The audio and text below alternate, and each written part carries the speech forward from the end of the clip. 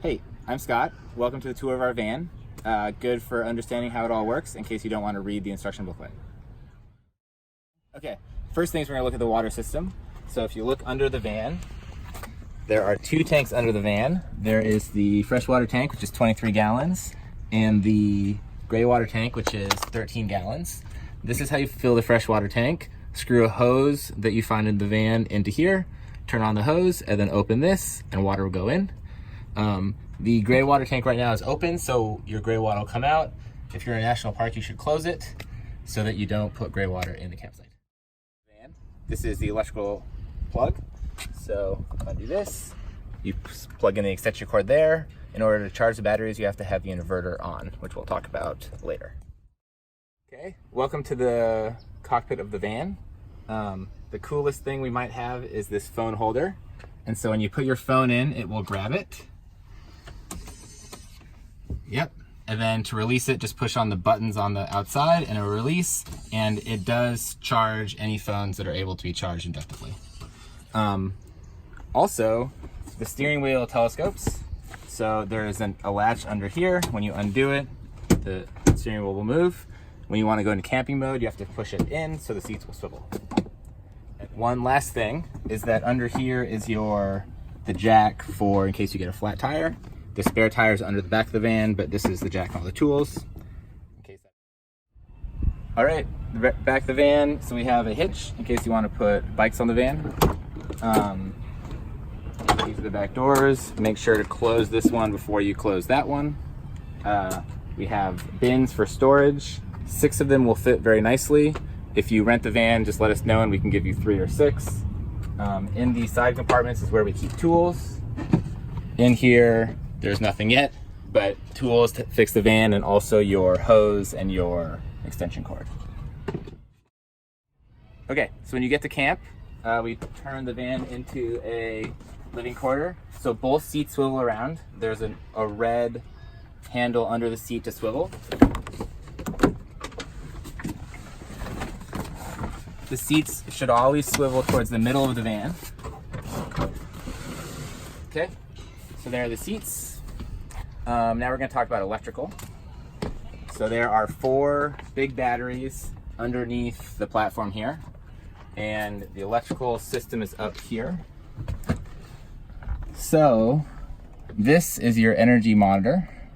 There are 2 things that are interesting. The thing that says AH is amp hours, that's how much battery you've used. You shouldn't use more than 200 amp hours. That's half the battery charge, and it's really bad for the batteries if you go below half. So keep this above minus 200 amp hours. The other thing is watts. So right now we're using minus 5 watts of electricity for we don't really know what. As we turn things on, we'll see that change. So the next thing is the inverter. So this is the inverter. It changes the battery voltage into house voltage, like 120. So just flip the switch up and you're ready to use 120. So if we turn around, there are plugs throughout the van. Here's one. There's one also on the back side, so that you can plug in whatever you want as long as it's below 1600 watts, which is. So the other 120 volt systems in the van is the induction cooktop. So in order to use the induction cooktop, we flip the switch down here that says cooktop, and that turns on. So now we can use the cooktop to cook. There's also a hot water heater that's back there. So if you want to turn on the hot water heater, you have to switch to hot water heater. Okay. The reason this is a one-way switch is that if we use 2 of the appliances at the same time, we will blow our fuse because they both require about as much power as we can max for the inverter. So those 2 are kind of automatic. It won't let you do it. The third 120 volt thing is the toaster oven. So we never want to have the toaster oven on at the same time as either the cooktop or the water heater. All right, so now for the 12 volt systems. So there is a roof vent. So if we turn on the roof vent, the light turns on, but when we sleep, we cover it up so it's not too bright. Once that's on, you use the remote and you turn it on, and then the vent will open and turn on. You can use this remote to set it up to go either in or out at different speeds. And also you can turn on the rain sensor so that it will close automatically if it starts raining. I'll leave that up to the user to figure out how to do that using the internet, but it's not very hard. Okay, so another 12-volt appliance are the lights. And so there are two switches. That's the first switch, turn them on. And then there's another switch under on the cabinet right here that is a switch and also a dimmer. So you can dim the lights. So those are one set of lights. We also have these battery powered lights that you can just push if you need light in one area easily. The fun thing is that they turn different colors. And there's also a remote if you want to get really fancy, but it's usually easier just to push them. While we're back here, this is the toaster oven. Normal toaster oven functions. The trays are in the bottom drawer because they're kind of loud when you're driving down the road. Okay, so the other 12-volt system is the water pump. So in order to use water, we need to turn on the pump switch down here. And then the sink works like a normal sink. Keep in mind that there's no garbage disposal and the pipes are relatively small going down to the gray water tank, so don't let any food down the drain. There is a trap that can help with that, but just be careful. So the other water system is the outdoor shower. So the shower is in here. When we want to take a shower, we take out the shower head and the shower head holder. And the shower head holder screws into the counter, like that. And then the shower head goes like this. And there are two valves for the shower head. So you need to, there is one valve at the start of the hose, this silver one, that you need to turn. Okay. And then once that's open, then the button on the shower itself, this button will actually turn on the shower. Okay. And so there is also a mixing valve down here that you might have missed just now. So you turn the mixing valve to the temperature you want. I found that this setting is pretty great for a normal warm shower as long as you have hot water in the tank. And this will keep that temperature in the shower hose no matter what's going on in the rest of the system. Okay, so the other thing we have for cold nights is the heater. So the heater lives down there under the seat, and it is controlled by this knob up here. It says Webasto and it looks like a heater knob. To turn on the heater, just turn on the knob. We find that just like 1 or 2 clicks up is plenty warm enough to keep the van warm overnight. It uses gasoline from your gas tank. It will heat the van for 20 hours on 1 gallon of gas. And it is impossible to use up all of the gas. So there will always be like at least I think 2 gallons left to go where you need to go in the morning. There is a smoke detector that should be there whenever you have the heater on. So make sure that you don't turn that off or cover that up or anything. Okay, so when it comes to cooking, we have this leaf that folds up, give you a little more cooking space. And then you have to unlatch both of them to have it, bring it back down again. There are kitchen utensils in all of these drawers.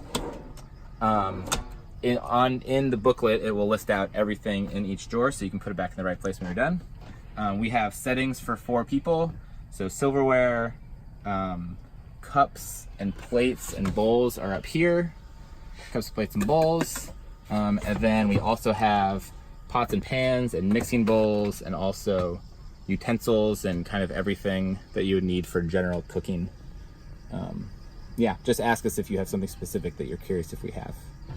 And the next thing is we'll put the dining room table up. So the table lives beside the seat. You want to put it up, take it out, undo the leg, and then it sits on this platform. And these pins go through both the table and the platform. These pins have a little button that retracts these balls. So you have to push the button and then push the pins in, kind of wiggle a little bit. When they're both in, then you have your table. So this is very comfortable seating for 4 adults and a great place to eat or play games. All right, so next are window covers. So when you're ready to go to bed or if you want to take a nap in the middle of the day, we have these insulated window covers. We have one cover for every window, and they are labeled, and all of them have magnets taped onto them. If you feel the tape, you can feel which side the magnet's on. And to install them, you just put them on the correct window, and then clip them on around. And when all the magnets are clipped on, then it will be sealed up nice and tight. There's also up here, there is bug netting for both the side door and the back door. And so I won't set that up now, but there is Velcro all the way around the sides of the doors. So to install the bug netting, that's nice if you want to have everything open but still bug free. So this is the bed. It is 6'4" from the inside of the window to the inside of the window. If you are that tall, you can stuff blankets or pillows in between the mattress and the window to make it a little more comfortable. And normal sized people will find it much easier to fit. It's about 2 inches narrower than a queen bed. And so this is the bed. We usually keep the sheets up here. So when you're ready to go to bed, you can, use the sheets. The couch or the bed also turns into a couch. So I'm gonna show you how to do that. These are 2 separate cushions and they're on rails. And so the first thing we do to turn this into a bed is we pick up the front bed and put it on the back bed. This is a lot easier if you have 2 people, but I have some practice. So these are the rails that the beds are on. You see that there's a gap here. There's a metal thing underneath the bed that fits in this gap. And so this is bed mode. If we want to change into couch mode, same button things. So we take that out and then we put them where they fit. Just follow the drawings. And so this is one couch mode. And then we'll do the other side.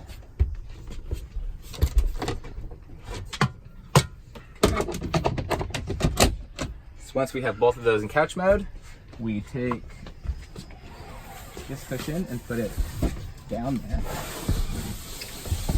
Okay, done. And then we need to get the other cushion out of the way so that we can move its rails. So we'll take it up, put it on the front. Okay. And then we move its rails to its couch position.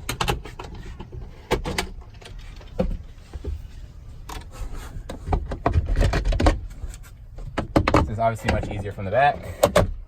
That's fine. And then once that's there, we put this on there.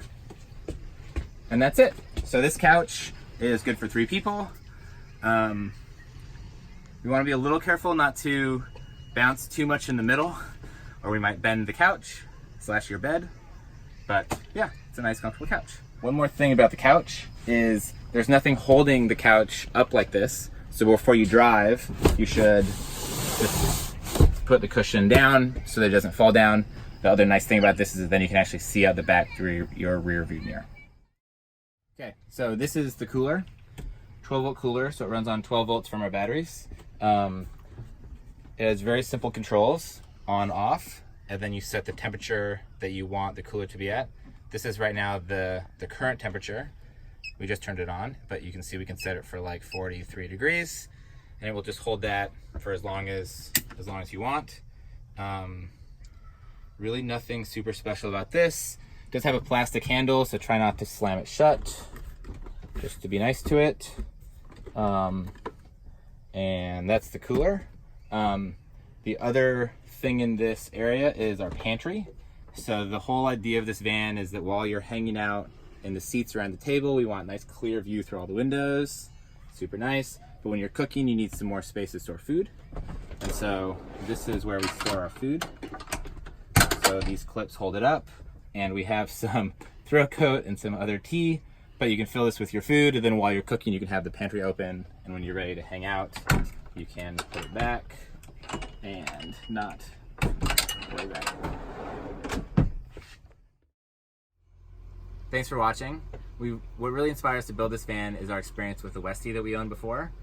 We love the open feel of the Westie and how flexible it was, and so that's what we tried to do here. We hope you love it as much as we do, and we look forward to hearing about your adventures.